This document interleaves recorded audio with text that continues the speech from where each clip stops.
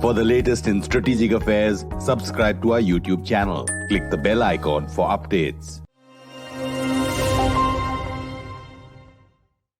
This is StratNews Global. I'm Amitabh Revi, and you're watching our special series, Pakistan, the State of the Republic.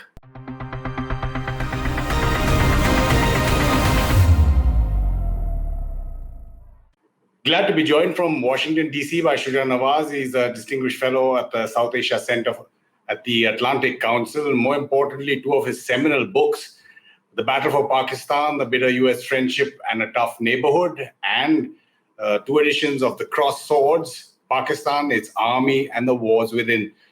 Shuja, thank you so much for giving us time. Thank you very much, Amitabh. Always good to talk to you.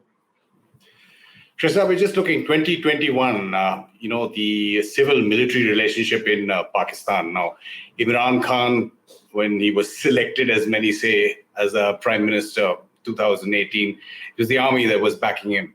Soon after that, the chief of army staff, General Bajwa, gets a 3-year extension, which runs up to November 2022, I think.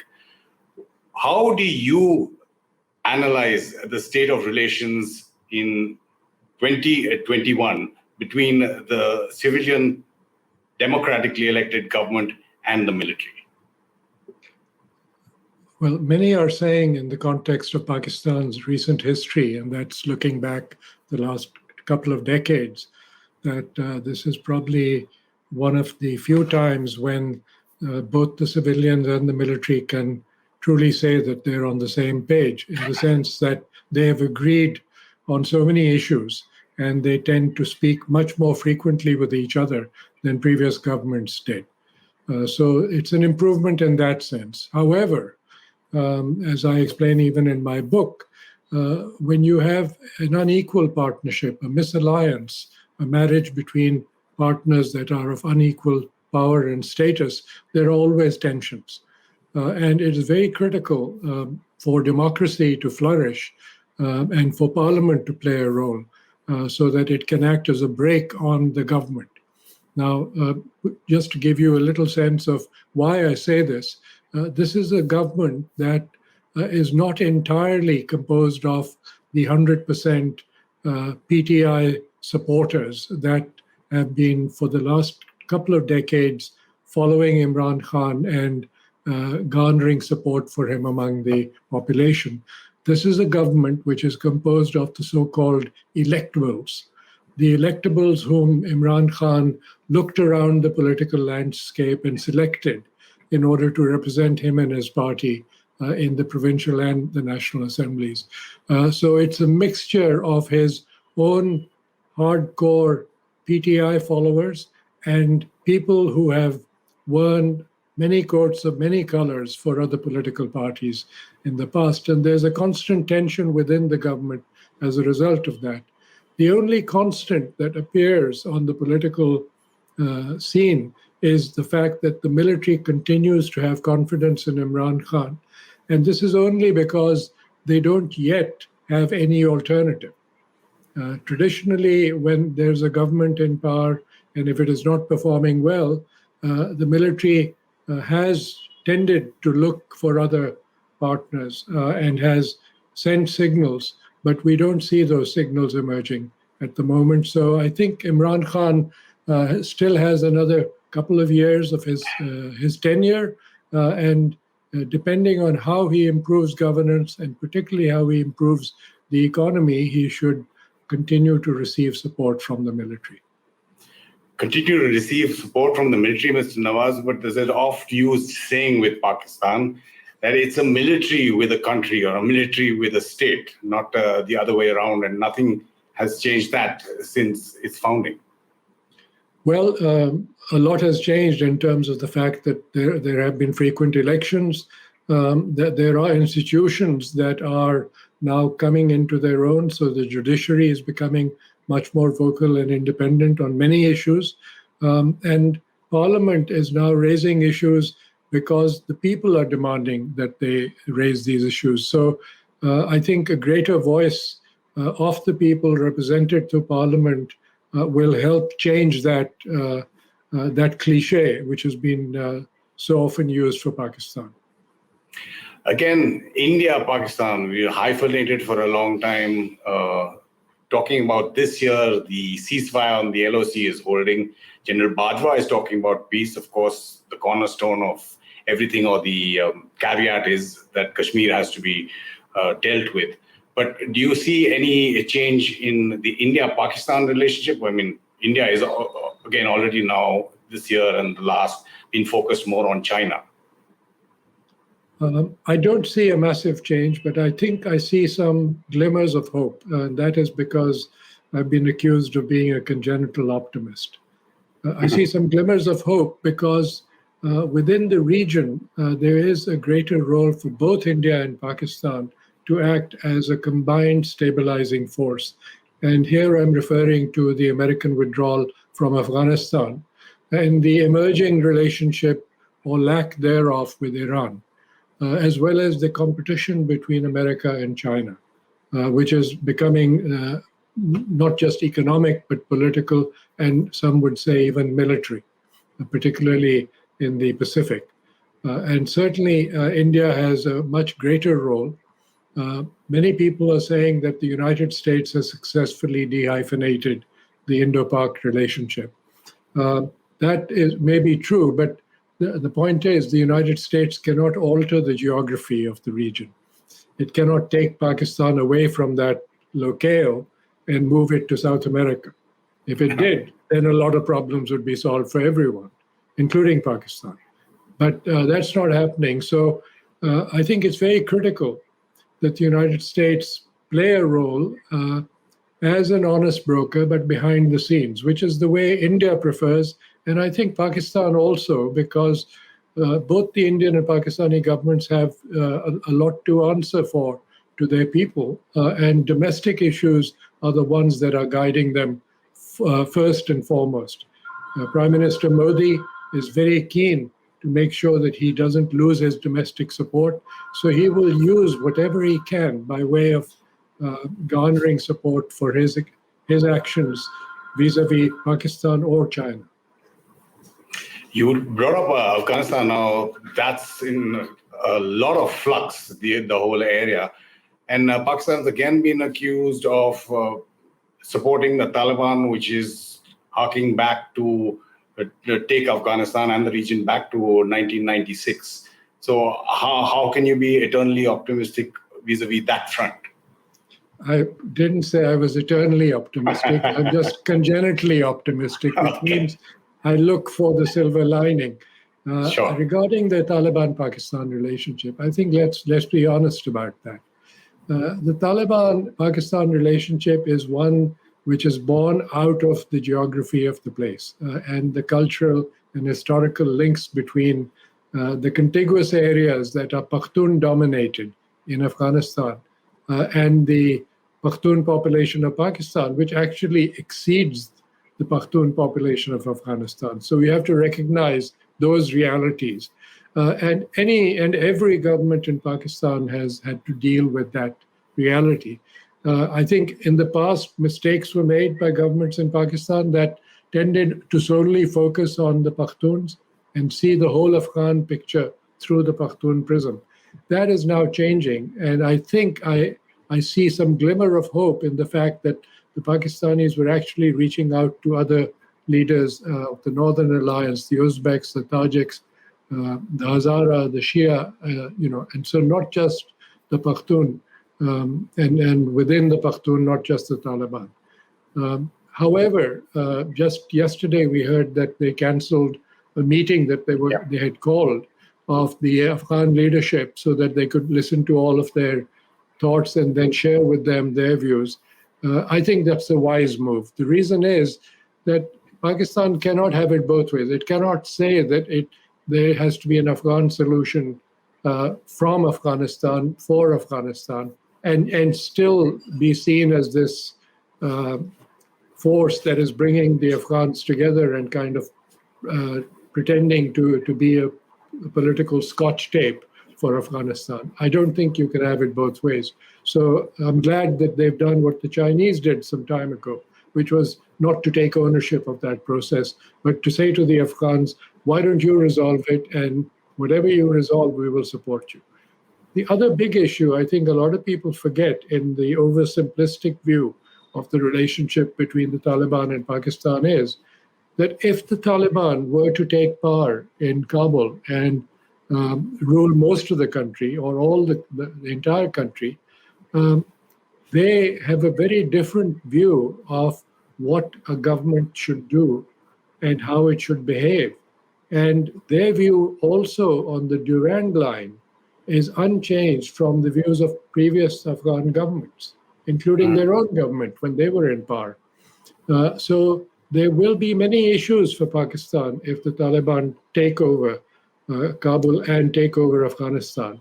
A big issue will be that they will turn their sights on trying to convert parts of Pakistan that are contiguous to Afghanistan into parts of the emirate. And as you know already, the Tehreek-e-Taliban of Pakistan, which has sworn allegiance to the Taliban leadership over the years, is ensconced in the border region of Afghanistan, using Nuristan and other areas to occasionally create trouble across the border. So this is going to be a persistent problem for Pakistan if the Taliban take over. The Pakistanis continue to insist that they don't have a great deal of influence over the Taliban, but I think they should resist the temptation to act as spokesman for them too. So this is a little distancing will probably be necessary so that they can raise the confidence level of the other Afghans, so that you can have a conversation with the Tajik, the Uzbek, the Hazara leaders, and assure them of your credentials. The point you're making is that the government of Pakistan is dealing with not just the government of Afghanistan, and relations have hit new lows with that war of words, and hence that postponement or cancelling of the talks that you are referring to. But how much does the government control policy vis-a-vis the military? I mean, years in the past, it was because Pakistan was said to be looking for strategic depth in Afghanistan, but like you're pointing out, it's the Taliban which has strategic depth in Pakistan. Well, the strategic depth idea was nonsensical, to put it mildly, because Pakistan, and originally the idea was that Pakistan would use the territory of Iran and Afghanistan for strategic depth, so that if an overwhelming India were to suddenly invade Pakistan, and as you know from the geography of the region, Pakistan is a very narrow country. And if they broke through to the Grand Trunk Road, they would have Pakistan essentially, the main cities of Pakistan, particularly the Punjab and Sindh, under their control. And so Pakistan could then retreat to Afghanistan and Iran and regroup and continue to fight the war. I've explained in my first book, Cross Swords, that you referred to, the origin of some of this thinking under General Baig, who himself had been trained by the Americans as a stay-behind force commando. If the Soviets ever broke through into Iran and into Afghanistan and then the area that's now Pakistan. So this was his thinking. I don't agree with it at all, because the moment you lose territory in Pakistan and you lose the important territory and the main cities of the Punjab and Sindh, the game is over. What are you going to do with that strategic depth? So General Kiani actually rebutted that. And he came to the National Defense University in Washington and made a speech. And he used the word strategic depth, and I kind of bit my tongue because I wasn't sure what he was going to say. And he said he defined strategic depth as a stable, powerful Afghanistan. And that was the strategic depth that he was looking for. So I think that term is now passé. Let's drop it. It's not relevant to the discussion. However, I think for the economic stability and growth of Pakistan, and dare I say the economic stability and growth of South Asia, including India, it is very critical that relationships between South Asia, traditional, which is India, Pakistan, Nepal, Sri Lanka, Myanmar, etc., and the Western countries are strong and open and there's trade and there's movement. At the moment, Iran is verboten because of US threats of sanctions. But we are hoping that the current administration will find a way to deal with Iran, because that will allow India and Pakistan to deal with Iran. And then Afghanistan could become a crossroads again for energy to come from Turkmenistan, from Uzbekistan, from Tajikistan and the Kyrgyz Republic through Afghanistan and Pakistan into India, and all the countries would benefit from that. So these are some of the aims, I think, that should be front and center for the governments in the region, as well as their friends from afar, like the Americans. Front and center, but many in India would say that it's Pakistan that's denying, say, land transit, from India or to India. But when you're talking about changing mindsets now, post what happened, Uri, Pathankot, Balakot, the strikes, how does the Pakistani military see what in India is termed as a changed paradigm, that the nuclear card cannot be played? You can still have action cross the border, not just the LOC, below the nuclear threshold. Well, this has been a constant debate. This was a debate between the Soviet Union and the Americans, and we know that it ended in a very different manner from the way it's been going in South Asia. Having a conventional or unconventional warfare under a nuclear overhang, it is really asking for trouble. And it doesn't benefit anyone, neither the Indian side nor the Pakistani side. I think there's a greater realization now that war is not going to be an answer to the problems of the region, and not a solution to the many problems internally for both countries. I think it's very critical that both prime ministers now take a fresh look at their countries and their economies and decide if they will follow the principles of Economics 101, that your best trading partner is your neighbor. I think that is really going to be part of the solution. I don't think that the military on either side is raring to go into action for a war, either under a nuclear overhang or through some other means, because that has been tried for over 70 years and it hasn't worked. So maybe it's time to try something else, which is to make the countries codependent on each other, and not to look in terms of size and who has the bigger weaponry and the outreach. Now, what's complicating relationships, of course, is the fact that there's a global competition going on between the United States and China, and the United States has tried to enroll India on its side as part of the Quad, as part of its pivot to the Pacific. And remember, we tried this under the Obama administration. There was a so-called pivot, but the Middle East wouldn't let them go. And so the trouble is that you can't control what's happening in other parts of the world.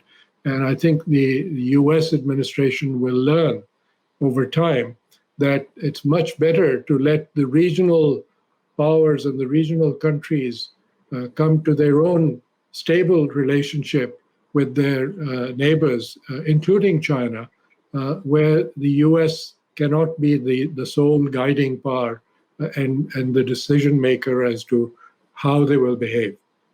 Let me also add that economics plays a big role even in the Pacific. And the Chinese have, over the decades, built economic relationships which they've nurtured and which they have even subsidized to the extent that they support some of their trading partners in the Pacific region.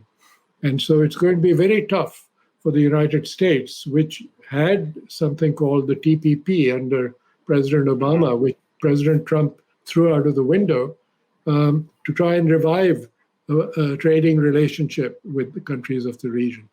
India is a different matter because India has traditionally had, going back into history through the Chola Empire, they've had trade relationships with parts of Southeast Asia. So it could claim to have some relationships that it can rebuild. But the United States is still struggling to find a foothold. Well, you say that there is a realization that war, whether it's on whatever threshold, is no solution. But one of the grand strategies of the Pakistani army since the founding, since 1947, has been proxy wars or terrorism. Do you think that realization has dawned on stopping that? Well, when you have an unequal relationship in terms of military power and size, then that's where other means, in war and politics are employed by all countries. And certainly Pakistan supported some of those activities fairly openly at one time. But currently, it is not in their interest to have that kind of a hot border. I think this is what General Bajwa has been talking about, which is why he favors some kind of a reopening of the relationship with India. He was always open to that, but within the military, because for 70 years you've talked about India as the looming enemy, it's very tough to switch gears or to turn direction on a dime, as it were. So it will take some time, but more importantly, it will take a partnership between the civil and the military to convince their supporters that it is much better to have an economic relationship and to have open borders and to restore trade as a precursor to resolving some of the issues so that you don't end up creating a new brush fire, which you're going to have to fight on both sides of the border. When you talk about China and Pakistan and a couple of recent attacks that have taken place against Chinese nationals, not particularly the last one, not particularly working on CPEC, but how does that affect the Chinese-Pakistani relationship, especially between the militaries and the governments? Well, as you know, the Pakistan military raised a couple of divisions essentially to guard the CPEC operations. And that was part of the security promise that was made to Chinese investors that have brought in particularly infrastructure investment into Pakistan. There is still some question as to whether the recent incident near the Dasu dam was an accident or whether it was an attack. I think they're still investigating, but what was significant was the Chinese foreign minister actually publicly asked for whoever was responsible to be brought to task, which is very rare for the Chinese. They don't come out publicly to make those kinds of statements. So I think Pakistan will take that seriously. The security of Chinese workers and advisors within Pakistan working on the infrastructure projects is very critical for the success of those projects. I think critically also, Pakistan needs to take ownership of the Western corridor through Fatah and Balochistan. And so it'll be much more important for the government of Pakistan to reopen relationships with the youth as well as the political forces in both the former Fatah region as well as Balochistan. Because Gwadar currently is a port that is competing with Karachi, and Gwadar really needs to take off on its own. And it can only do that if it becomes a port which will draw trade not only from China, but also from Central Asia and maybe even Iran if it wants to broaden its base beyond Chabahar. Shuja Nawaz, absolute pleasure speaking with you again. Thank you so much for giving us your perspective. Thank you, Amitabh. And just a reminder to our viewers, do send us your feedback on this special series that's Pakistan, the State of the Republic, and send us your feedback on other programs. You can also follow us on social media, on Twitter, Facebook, and Instagram, and help support us financially. There's a link in the YouTube descriptor. This is StratNews Global. I'm Amitabh.